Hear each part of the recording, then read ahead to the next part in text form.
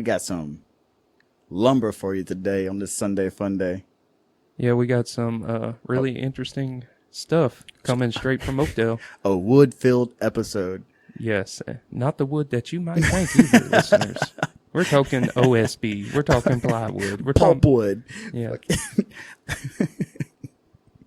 Yeah, you're listening to the best podcast in Louisiana, Third Coast Podcast. What it do, Gators? I'm Joe, one of the hosts of this fabulous show, joined with the one, the only, the Colorado Cobra from Minnesota.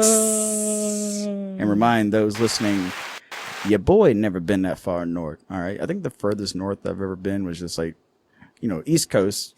Went up to, I think, Rhode Island and Connecticut and New York. But Central North, never. No Central? No, I've always rode the coastline, so. I just never understood where that came from with Terrence. Shout out Terrence, the podfather of Third Coast. He's the one who started this mess and got us involved, and we do it in honor of him. But I never understood where the Cobra from Minnesota or the Colorado Cobra comes from, but maybe the Colorado thing is back in the day you used to smoke a lot of bud, so maybe that's one of those things, because Colorado was the first, the state to say, fuck y'all. Yeah, good times. Bringing me back. But today we got a bunch of interesting facts about this localized area we are from. A good old fashioned Allen Parish, Oakdale. Yep. Just to give the listeners a little history to Oakdale, because us growing up around here and living here, we know all of this, and it's kind of like second nature to us. I mean, maybe not all the necessarily details I don't know and money, none of this shit, yeah. But one of the things we're going to talk about is how Oakdale used to have a theater back in the day, and they showed a lot of stuff, and it got tore down. And to us, we know it as, the Mowat Civic Center, but, to the listeners, they might not know about there used to be a theater and different things that happen around Oakdale. And a lot of this is obscure facts mixed in with a lot of wood. Wood talk. Lots of wood talk. So if you don't like stuff to talk about the plywood industry, this might not be it. But you're going to learn something today, though. You're going to learn today on this Sunday Fun Day, episode 253. Man, I just almost ashed in my fucking beer can, dude. Hey. I forget that we have the table now. Do you remember those times back at the Psycho Kitchen back in the day? What about them times? Where, sometimes you would... Oh, you pick up the wrong beer. Oh, yeah. Yeah, that's... We had some habits, I guess you would say, playing music back in the day, relaxed habits of just not really picking up after ourselves, and they'll just be beer cans, like months and months old, some empty, some still has some juice in there, some growing an ecosystem, and there'd be those nights you get kind of cascade, and you mistake a beer for your own, because there was numerous types. So usually there was a type of beer there. A lot of it was the beers that they don't make anymore. Those 18-ounce Miller Lights. Oh, in the bottles? In the bottles. Dude, yeah. Those used to be my favorite, man. They don't make them no more. Anyway, yeah, there was a couple times. I think I got hit once or twice by grabbing an old beer. I've seen it happen quite often, but What's the worst one you've ever grabbed, though? Oh, dude, I mean, I don't know how to. A cigarette, a dip, a warm beer, a hot beer. I think it's just it was probably a beer that still had like this much in it, with probably, I don't know, like 10 cigarette butts in it, and just been sitting there for God knows how long. It's just rancid, and then we would come to a realization like, fuck, we we need to clean this motherfucker up. We're making, incredible memories, incredible music. We have too many people over here. It's a reflection of, the environment you set yourself in. You need it to like reflect some type of positivity. And so we in turn kept the fucking place pretty clean after a certain amount of time. Yeah. Hey, You got to have that growth aspect going on. Fucking gnats and shit. You got to learn. Like we're trying, hopefully listeners, we're trying to cool our feet off. We got a little fan going, so. I am dying, dude. It's okay for those who are unaware.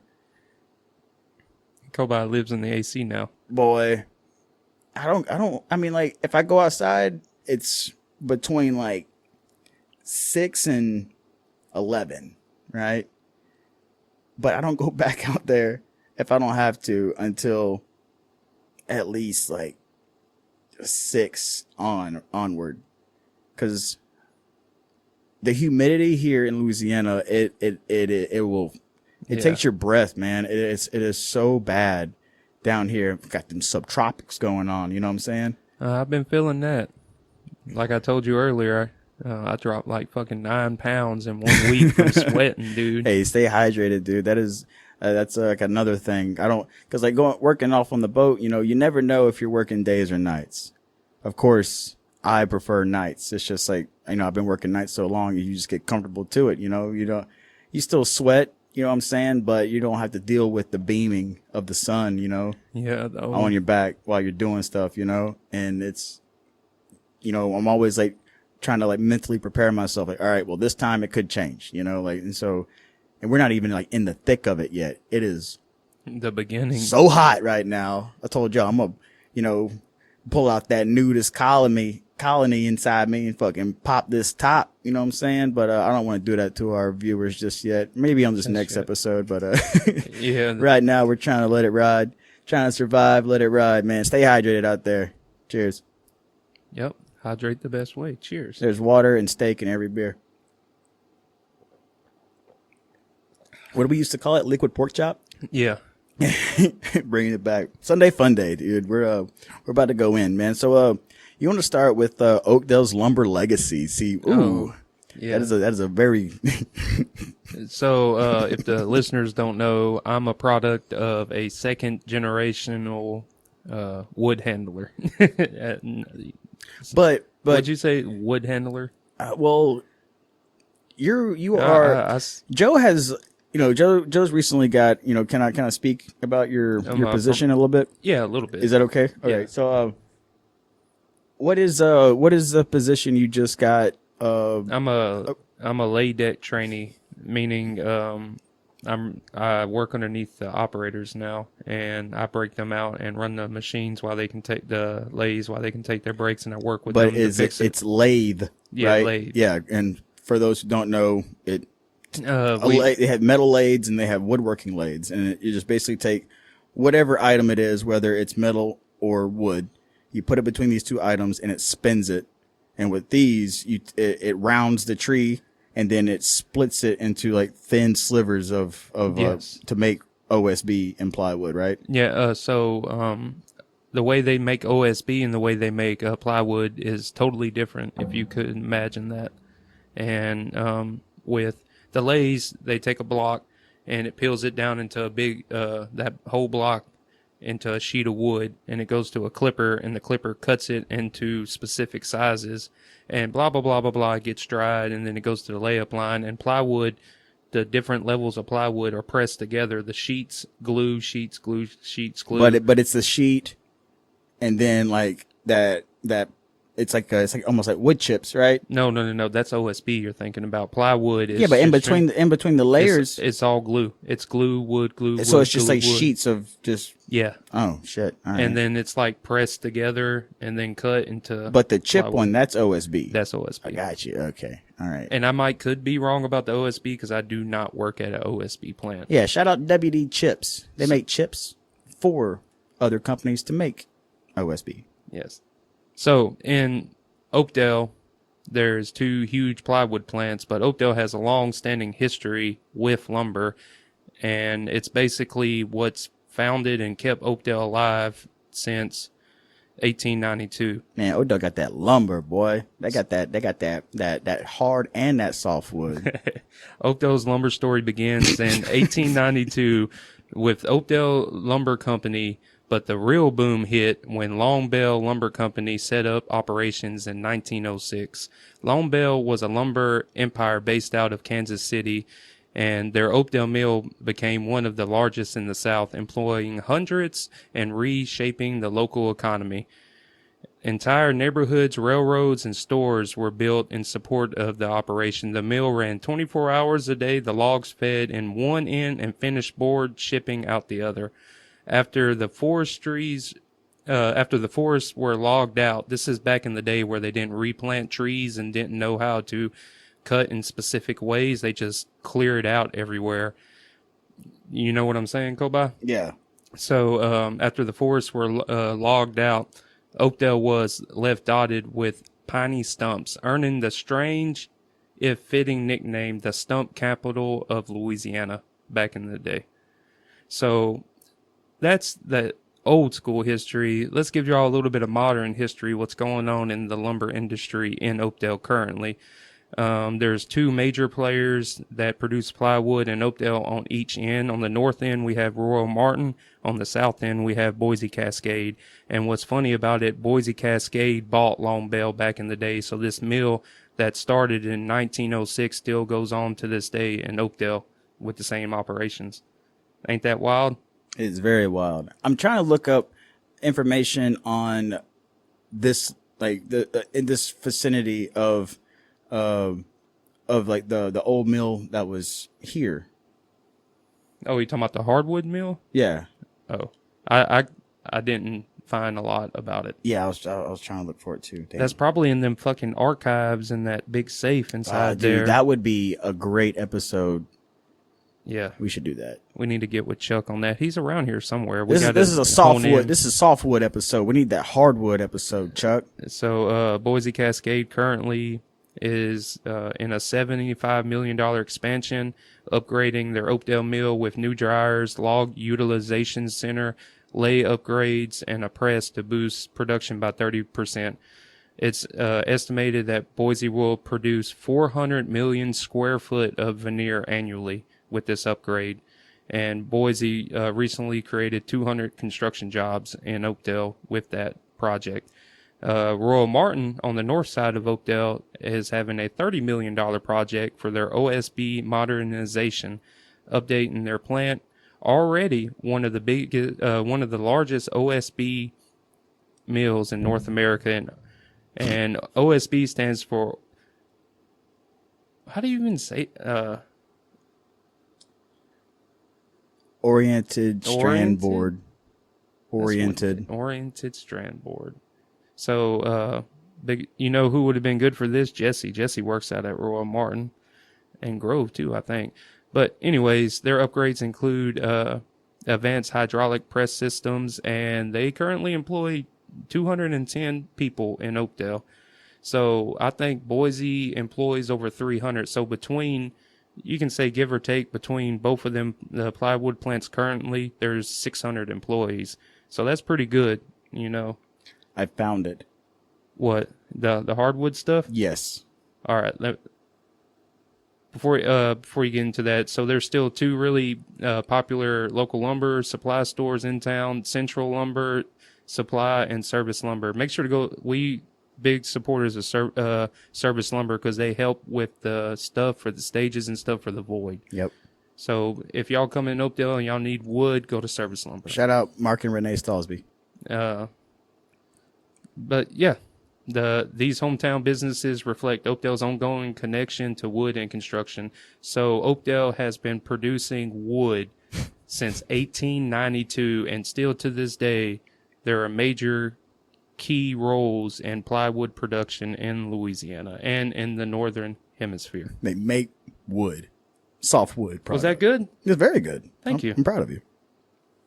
And something that I want to start doing is like not just reading, but try to like have a little bit of retaining knowledge for y'all out there. Like I know what the fuck I'm talking about. You though? Do we as a whole as Third Coast Podcast? Fuck no. Probably not. Not at all. But we are doing our damnedest to grab y'all's attention with fun facts about our localness. Before you dive into the hardwood, yeah. I just thought it was just really interesting how that even though that no one's getting rich or obviously in Oakdale. I mean, some people are, but we're not going to name drop, but it's just crazy that this is what Oakdale was designed for. It's just cut like plywood business because of the type of trees and how fast they grow, pine trees mainly. And then they've learned how to cut here, plant here, and then in 7 years we can cut again. And in 5 years this plot's grown back up, and how it's a consistent flow now.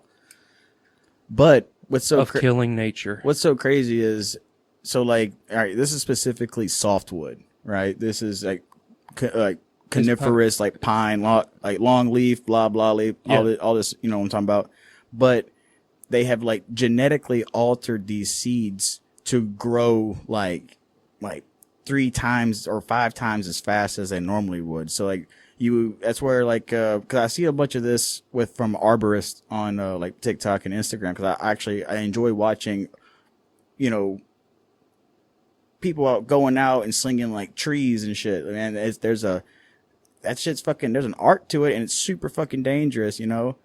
But they will like, have explained, you know, they'll get these like posts, these like 4x4s that are like covered in creosote, and they'll cut into them, and you know, looking at the rings and how like tight net they are. But you go get, you know, the trees now, they're so spaced out because they grow so fast, and that's why the wood you buy ain't worth a damn like it used to be.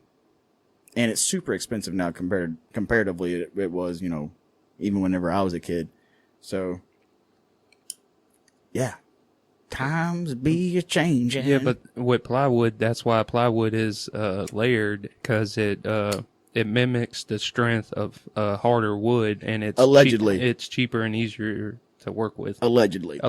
I don't know. I'm just telling you what I do know about the industry. What's better, what they're doing wrong, what they're changing. Obviously, what the fuck? They manipulate everything. Yeah. Look at the cars. Yeah. Right? No. Wrong. Look at the... Ooh, side note. Thank you for bringing up cars. I know we're segueing all over the place, and you got information. Joe and I have both going through the motions of maintenance on cars. He worse than I, but we've been going through some business with our vehicles. If you have a Hyundai Sonata, or any Hyundai vehicle, and you have a 2.0 motor in it, bring it to a dealership and start getting ready, because it will happen. So I'll give y'all a small synopsis of what happened. Car was running shitty, brought it to the mechanic. Mechanic took $1,700, that got it fixed.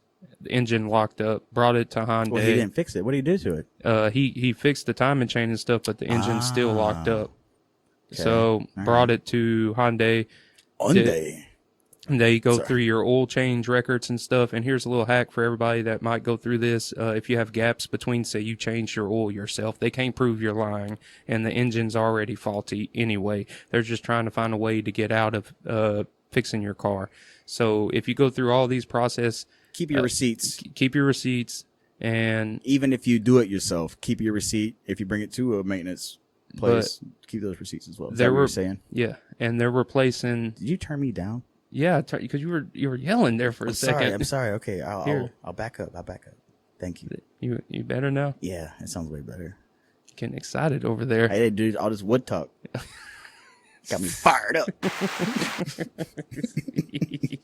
Boy, how does wood get you fired? I mean, a fire, but we're talking about. I'm not gonna discuss my inner feelings and emotions right now. No homo, but. But anyways, after everything was said and done, they're replacing. I'm getting a full engine swap done. They were doing the fuel, redoing the fuel system because it has a recall on it, and I should have basically a new car come Monday or Tuesday. So after all that, and another thing too, if you're going through some hard times and it looks like it might be at the end of the tunnel, you just got to hold on a little bit better, because we got the news, it came out. I was at work and I was looking at a 12, and I wasn't even thinking about the car. I was just working, and then boom, I get a text message. Shout out China. Love you, Charlene. Get a text message saying that our car was fully approved for engine replacement, and they were going to give us a free rental. And then after all that heartache I went through for a month and a half, all that big boulder fell off. So sometimes just wade the water and let that boulder fall off. Yeah, whenever you had told me that news, I was super relieved for like I ain't gonna both lie. of you guys, man. Like I knew how much I that almost meant. cried. I know, I man. almost cried. That's like that's a big thing, you know, to be without a vehicle in this day and age, especially in a small town.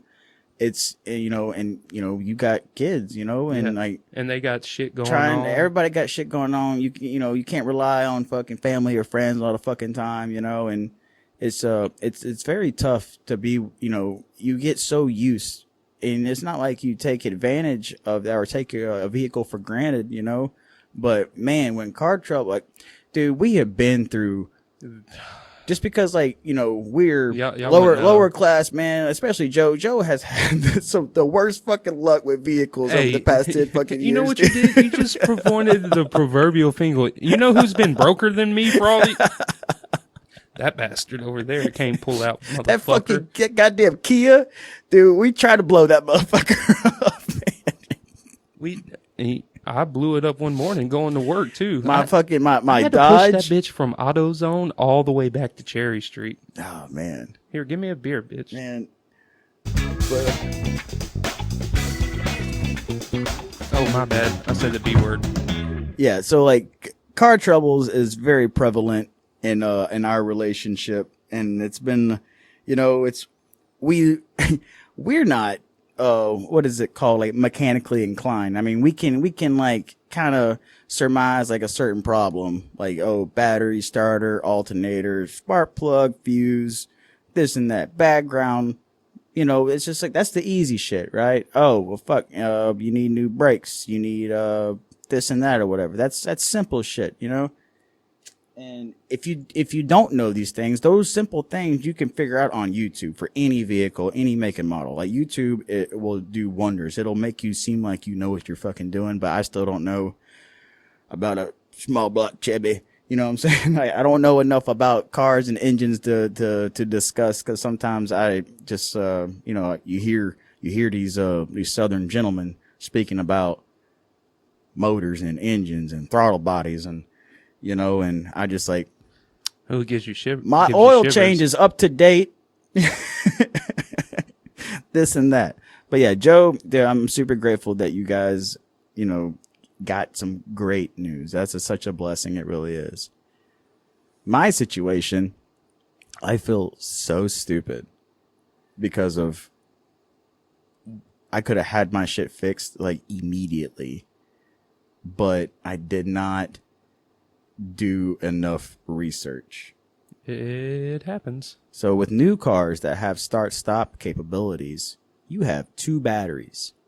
You have your main battery, which runs your car, it helps your car start, right?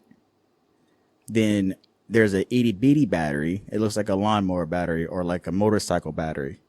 That runs like your electronics and shit. And there's like sensors and relays in between that's connected to your big battery. So what did I do? I go get the shit tested, because that's what you're supposed to do, right? Check the fuses. If your car doesn't crank, it's a power loss. So check your fuses. You go check your batteries, test your starter, test your alternator. I do that. Everything comes back great. So I get online and do my research, and everybody's like, oh yeah, dude, fucking Chrysler, who makes Jeeps are pieces of shit, which they are. Don't buy a Jeep. It's the start-stop system. It's your batteries. I'm like, can't be, because it just got tested.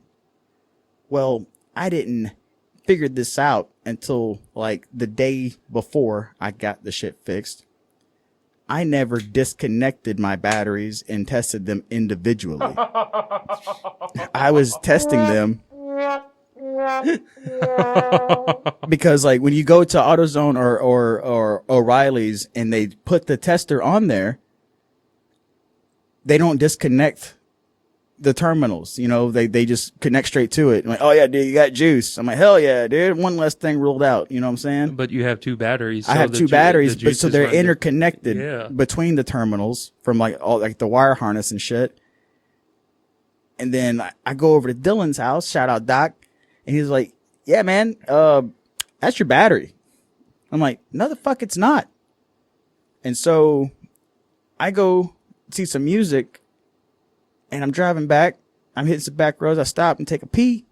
And this is one of my old back roads, right? And there's an old oil plant back there. So I get out and I smell petroleum, or it smells like oil. I'm like, oh, damn, man, that shit stinks. Man, I go back home the next morning. My car's dead, of course. I got a jump box. All right. Shout out mom. I bought her the jump box for Christmas one year. It shit works. Get a jump box. Thank you so much. Thank you so much, Pam, for taking care of Kobai and his Somebody's fucking got to, man. Baby boy. Did she show up in like a nightgown? Shut the fuck up, Joe. Shut the fuck up. Anyway, No, the next day, fuck you. The next day, my car doesn't start because I've been jumping it off because I was like, oh, it's got to be like a bad ground, because I checked my spark because I have cool packs. I checked all my sparks. I checked everything. So I just surmised it to be like, dude, there's a bad ground somewhere that's draining the battery, because old boy at the fucking, he told me that the battery's good. So I was like, okay, well, I looked at the battery and there's fucking juice running out that bitch. And that's what I've been smelling. Dude, that battery was starting to fucking expand, bro. And so I was like, oh, fuck. Well, I look at the brand of battery and I bring it to Walmart, because EverStart is a Walmart thing. They do have, what is it called? Duramax? No. It's warranties. Luckily, it was still under warranty. And old boy, he's like, well, I still got to test it, make sure it's a bad battery. I'm like, Bubba, that thing's about to pop. You know what I'm saying? I told you not to grab it from the bottom because it's got juice on it. And he's like, oh, yeah, well, it's still under warranty. And it was the wrong battery that I never replaced. Somebody else had replaced it for Allison at one point when I was offshore. All right. And I never checked the shit. Got the right battery for, I only had to spend $20 because that other one was still under warranty. And the one I got a 4-year warranty, and batteries generally go out 2 to 3 years, just generally speaking. So, sometimes you go in panic mode when it goes with cars. Joe and I, we always expect the fucking worst because we just have terrible fucking luck with vehicles. And always. It's usually the worst. And it's all, yeah, it's just like, we're just, It just happens, I guess. We just already just like, oh, well, it's a fuck situation. No sense of making it fucking any worse by, being pissed off about it. You just got to accept it and do your best and your due diligence to fix it. Well, sometimes it's just the smallest shit that gets you hung up and fired up. And, I feel like such a dumbass because, like I said, the regular maintenance shit for vehicles, I can perform that. You know what I'm saying? But I did not test them individually. Words of wisdom today. Test your batteries individually, unhooked. And then make sure if you get oil changes, because this is big for the Carfax now, make sure that the place that you get your oil changes at, if you don't do it yourself, make sure they are Carfax approved. Like, they will send in your oil changes. Walmart's a good one. Seth Automotive in Oakdale is another good one. Shout out Seth, man. Yeah. We're going to get Seth on the show. I've been talking to him for like 3-4 years about it, and he's down for it. Yeah, he's a good old boy, man. And he helped me out, too. I fuck with him, man. He's good people. Yeah. But, yeah, that was my little, our shit. Stint. This has been happening to you for like the past couple weeks, though. It's about to be a month and 3 weeks now. But bright side, listeners, is that the car will be ready either tomorrow or Thursday. Within a week and a half, they're going to have a full engine And then I know for sure that whatever, I'm just happy to get my car back. You know what I'm saying? Hell yeah, man, definitely. But Hardwood stuff? Hardwood. I got something because we are at the 30-minute mark. We are trying to do 45-minute shows. So while Kobai pulls that up, I might mix in a little bit of the other stuff with the next episode. This is episode 253. Yeah, 253. Yes. 253. Yes. And here we go. Rival rails and log wars. Oakdale rise didn't come without conflict. The town had heated rivalries with nearby timber communities like Elizabeth, Kinder, and Oberlin, which kind of makes sense when you think Elizabeth about football. had the paper plant back in the day. Yeah. Yeah. Oakdale had a paper. I didn't even think about that because Oakdale had a big shit. paper plant back in the day. That shit stinks so fucking bad, dude. The competition was fierce. Fierce. Disputes over railroad access, mill contracts, and labor poaching led to sabotage logging equipment. I couldn't imagine like Barroom brawls.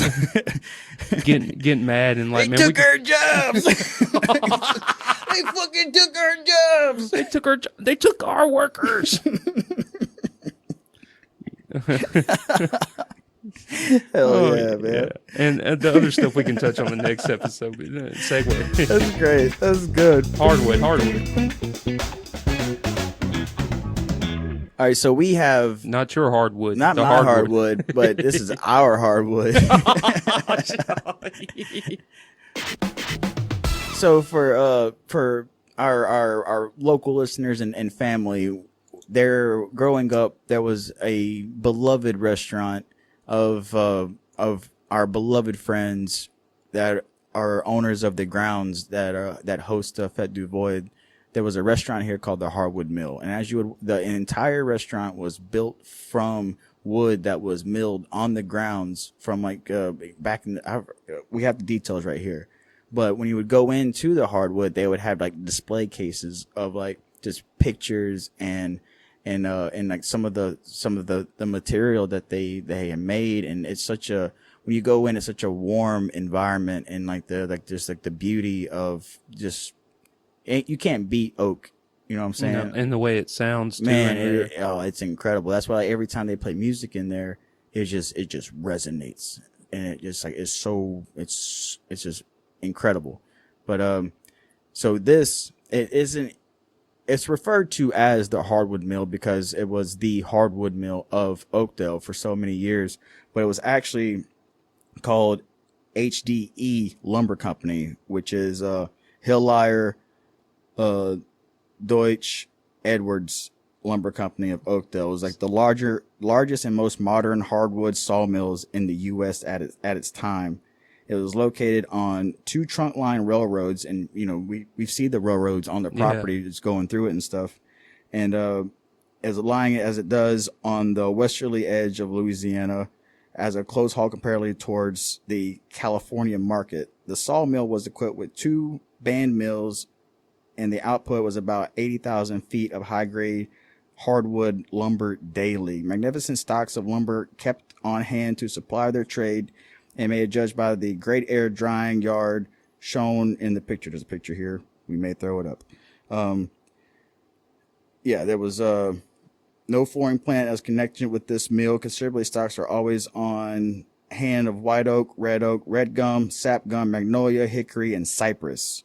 And they'd be sent on rail cars directly to California over the Santa Fe. The HDE company was the veteran hardwood manufacturing institutes of the Texas-Louisiana territory, having operated for many years in East Texas hardwoods before they were brought into present great tract of the timber from Santa Fe Railroad and built in the big Oakdale mill.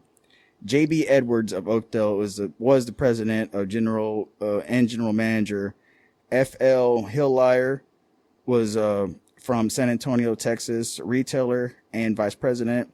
Ferris Fuller was the assistant general manager. And there's I'll save these articles. I'll send you this link to pop this up here. So like this, and that's like.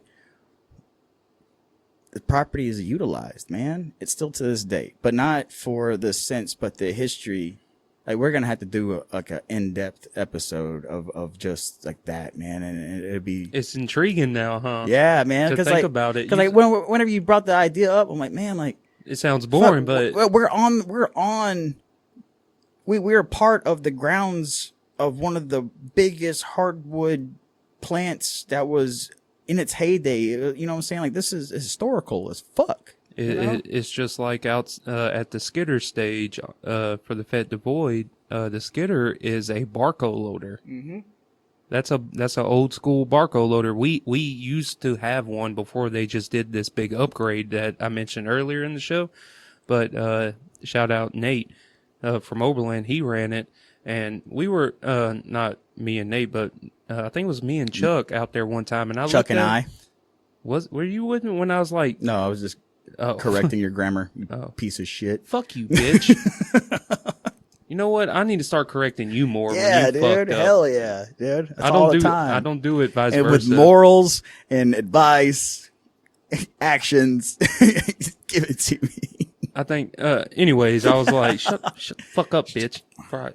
You see, you got me. I apologize, listeners and the ladies out there. We don't say the B word. That's for Kobai. That's not for y'all. We don't say the B word. So you correct my grammar. Then you tell me I'm being a nuisance on the show all in one motion. See, this is what friends are for. Oh, shit. Anyways, we were out there and I was like, man, that looks oddly familiar. He's like, yeah, that was just a piece of machinery that we found and we turned into a DJ stage. Is it cool? It's badass, man. It's so fucking cool. I was like, man, that's a fucking Barco loader. He's like, what's a Barco loader? And then I explained what it does. What the Barco loader does, that old school kind, in the lumber yard, it's they would come... two hooks. The two big-ass hooks. So, on a log truck, Final Destination stuff, small segue, I wouldn't watch the Final Destination movie because in South America, they were showing... some movie theater was showing the film, and the roof collapsed. Oh, Jesus. So, I'm terrified of that film now. But anyways...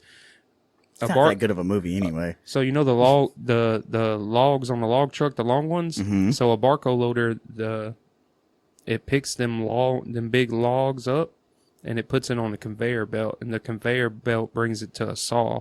They call a saw deck, mm-hmm. and it has these giant, just like listeners, just imagine like the biggest saw blade you ever saw in your life, and times it by 10.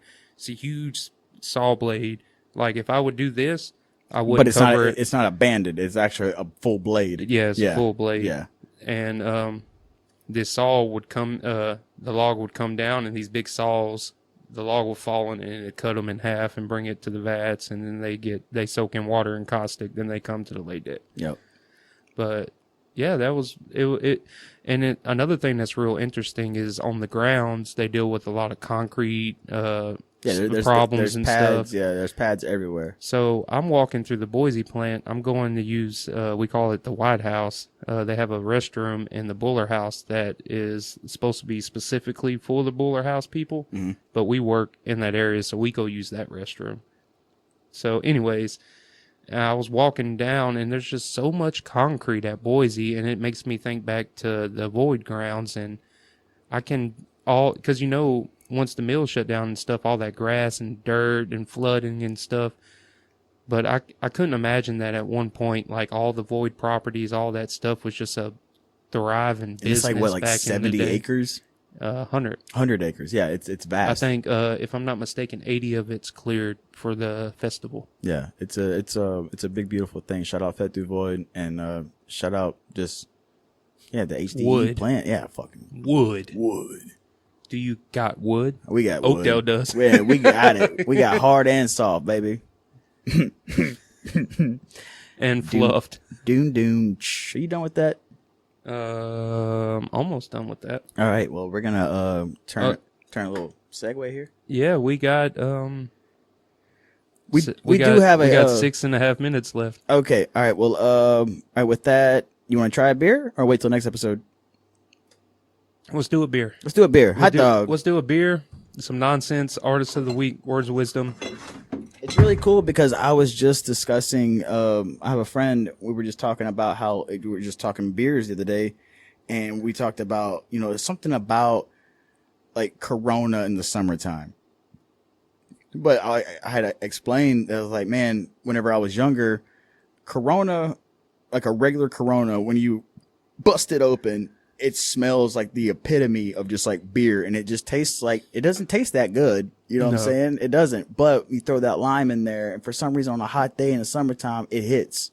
Or like it's a beach beer, like Land Shark, and it's just one of those types of cervezas, you know what I'm saying? But I was like, fuck. And then I saw this beer last night, and I almost bought it, and then it got brought up earlier, and I'm glad we're able to try this out. We're gonna have to pop it old school style. Always have a lighter. Well, we got Third Coast Podcast keychain bottle openers somewhere here. We do got some. If y'all need some merch, reach out to us at any social media platform on Instagram, Facebook. We do have a website that you can contact us as well. Personal pages, that's fine. I am in the makings of creating a Facebook. I do have Facebook. I just haven't developed it fully yet. I'm just adding people right now for some fucking reason. But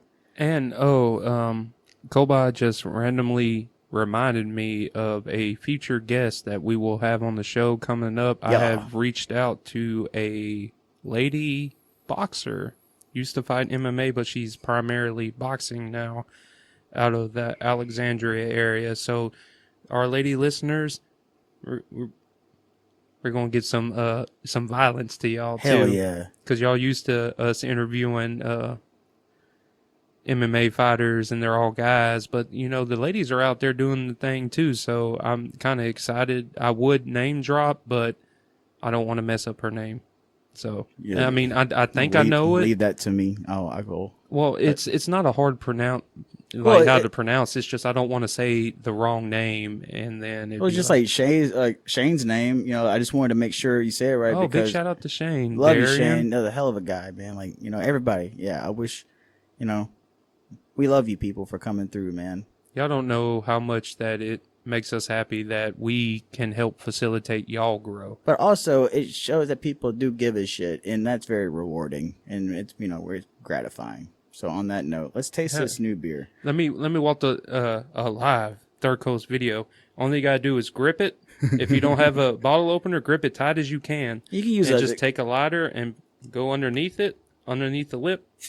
And pop. There you go. You can use the back end of a knife, anything that's sturdy. It is. So this is a new beer by Corona, Sun Brew Citrus Cerveza. It smells pretty La good. cerveza más fina. Ooh, cerveza. Por favor. I like it. All right, cheers, Bo. What's the salud. Salud. Salud. Oh yeah, that's a hitter. That's a hitter. It's pretty good. That's way better than a regular Corona. But you know what to make it taste better? A lime in that motherfucker. Yeah, I'm about to say the citrus is very heavy in this one. And I do like how it's a haze. It's a hazy to it, which I like that with some IPAs, like the hazy IPAs. I like the cloudiness. You see but usually it is citrusy. The steam coming off the bottle because of the heat. It is fucking hot. I ain't gonna lie, listeners. I don't got my boots on. I'm in socks. I took my Adidas. I kept my socks on. I don't know if they're gonna be able to see it, but I rolled all this stuff. Look, I'm in socks. Look, I'm stretching. I say I might. Well, if we keep that fan on, I ain't gonna pop my top. I don't want to. I have a shitty body, so I don't want to expose it. I am full of that dysmorphia. And if you ain't checked out Third Coast Podcast, check out Third Coast Podcast on 5,000Ws. 5,000 Ws. thirdcoastpodcast.com on all major streaming platforms, Instagram, Facebook, TikTok, and YouTube. And big shout out to all of our recent subscribers on YouTube. We are at 454 subscribers on YouTube. And big applause for that, dude. It's surreal. I mean, we still got ground to cover. Even if we hit the 500 subscribers, we still got watch hours. But the way that we have been getting interactions and the way people have been listening to us, it just makes what we're doing so much better. And it's all because of you. And we do try really hard for you guys to give you information, and not just, of course we can hang out and get kind of caussade and loose on the juice. But we try to bring something to y'all to, just information. Today was wood. You got that artist of the week? We sure do. Today we are bringing notice and a lot of light to this fella I came across on TikTok, and it really struck me because I do like his sound, and he's got a great voice. He does a lot of this shit himself, really, and everything really. And his name is he goes by I Am Douglas altogether. And he's a recording artist and songwriter that crosses multiple genres of a current day music. His unique style influences are Post Malone and Juice WRLD. Shout out R.I.P. Juice WRLD.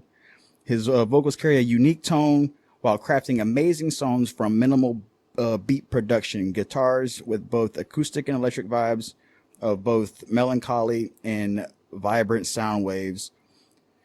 Excuse me, remain clear while Douglas tells us stories of mental health struggles, and we are a big proponent of that on this show and of the festivals we're a part of, the people that exist around us. That is the most important thing. You are the most important thing at the end of the day. Take care of yourself, baby. So, growth and self-inspection of one's soul rings clear while staying true to a message of hope, survival, perseverance through life's daily journeys. And that's what I'm talking about. It just gave me chills reading that last little sentence, man. Like that's what we should all strive to do, is just be present for ourselves and focus on ourselves, be in tune with ourselves and chase your passions, because that is a therapy in its own right. And today we are going to share one of his past songs he released a year ago called Better, and listen to it. The dude's got it, man. And I'm very grateful, dude. Thank you so much for letting us through and being a catalyst to help you help us and vice versa. Yep, exactly.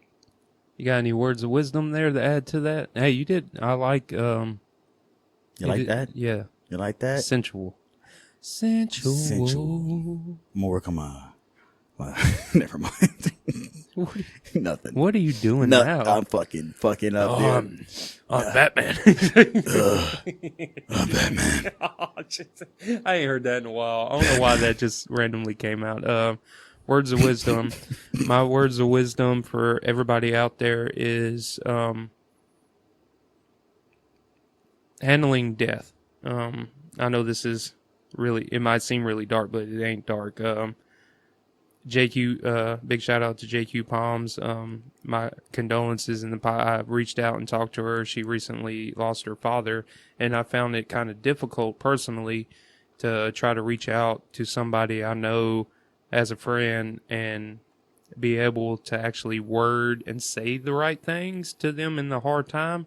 And as I'm getting older, that I'm starting to learn that death is something that is going to come. I mean, everybody knows it's going to come for you eventually. Everybody's going to die.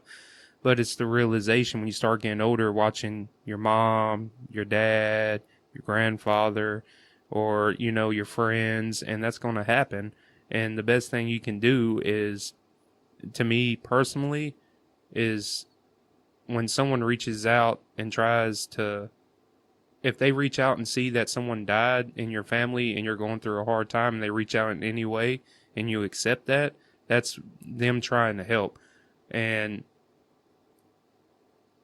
it's hard on the other side when you see someone struggle. Like me, when Beth died, I didn't have a lot of mom, man. Yeah, I didn't have a lot of outsources and stuff like that. That was a good fucking soul, boy. And that's something you're going to deal with every day. Like there's sometimes I smell something, or I open that cookbook and I get a recipe. Think of that honey bun cake, boy. You got to look at you got to keep the positive memory of whoever passed, because we all got to go down that road. But it's the thing that as long as you keep them alive in memory and spirit, they're always going to be with you. And you got to take that hard road and say, oh, we all going to die, but I want to keep that part of them alive in me and give that to other people. And that's what a lot of my cooking does and stuff like that. You give the stuff that you received in the past from previous people, and they still live on with you through certain things. And always cherish that memory, even if it's just something small, like how to barbecue a little different, how to clean the floors, how to wash a pot, how to do laundry a little bit differently. Just hold on to the memories, because as long as you hold that with you, they're always with you. You can't fuck me up there. I'm over here. I'm glad I'm wearing sunglasses, because I am on the verge of fucking tears. I'm gonna just go with what you just said. The main That's been sitting on me for a week now, so that well, I'm sorry. it's fucking incredible, and I do appreciate it. Like you say, you kind of just struck a nerve with me, and I'm on like the fucking edge of losing my shit right now. But the greatest thing that Joe had just said in that is acceptance, and that's something that we all need to just really just like realize and acknowledge, because it speaks, it goes with everything, but especially with death, you know, it's inevitable.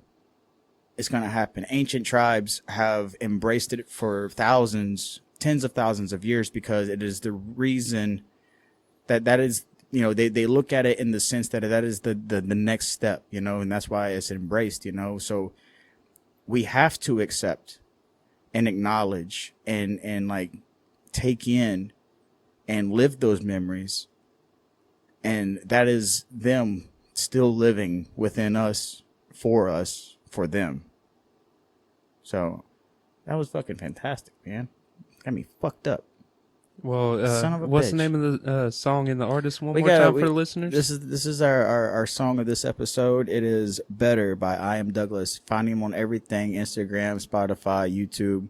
He's a beautiful soul, man, and I appreciate him, and I appreciate his music. For Third Coast. Koba? I'm fucking Cobby, dude. Fucking Kobai, the Cobra, Muscovy, Pete Moss coming through. Today's episode of 253. With And my boy the Gator. And I'm Joe. What it do, Gators? That's the Gator right there. We bite back. Why? And we are